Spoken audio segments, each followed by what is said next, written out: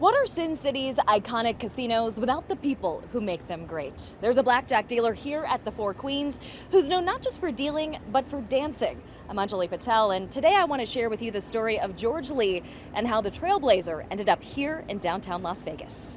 Step into the Four Queens. Okay, I have a 19, you have 15, and you got a hit. And you'll find longtime blackjack dealer George Lee. Work from Saturday, Sunday, Monday, Tuesday, Wednesday, and then Thursday, Friday, I'm off. And now, just steps away from the blackjack table that's become a part of his persona, is a poster that's fusing his present with a past that, until now, had been pretty private. They don't know I was a dancer, though.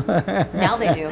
Now they're gonna know now. The new documentary, 10 Times Better, chronicles Lee's long-lost career as a performer. I really discovered George in the library. I was doing research at the New York Public Library for another project of mine, and I was looking at publicity photos from the 1954 premiere of The Nutcracker by George Balanchine. This is kind of like the gold standard of Nutcrackers. And so I'm looking at these pictures and I saw photos of a young Chinese dancer doing the Chinese dance from The Nutcracker. Director Jennifer Lin discovered George Lee was likely the first Asian performer featured in the New York City Ballet. He was a pioneer. And to me, this is lost history that's being excavated, so to speak. And so, you know, now when people talk about the history of ballet and the role of Asian Americans, they'll be able to say, yes, and George Lee, he was a pioneer. This is when I was a refugee camp. Lee's story begins in China. His mother, a Polish ballerina, pushing him to take up dance as a young child. In Shanghai, he'd perform in nightclubs in exchange for food.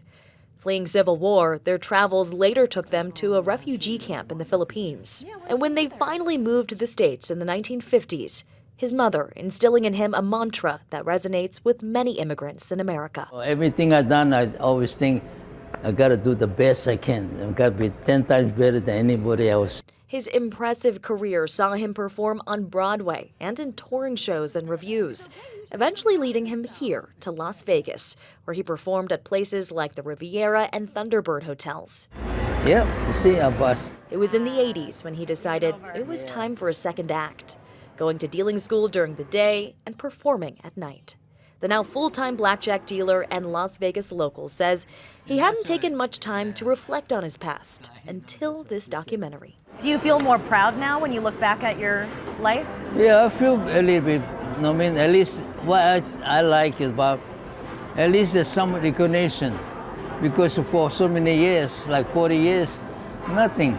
I deal in my job, nobody know who I am. This performer finally getting his flowers. Reporting in Las Vegas, I'm Anjali Patel.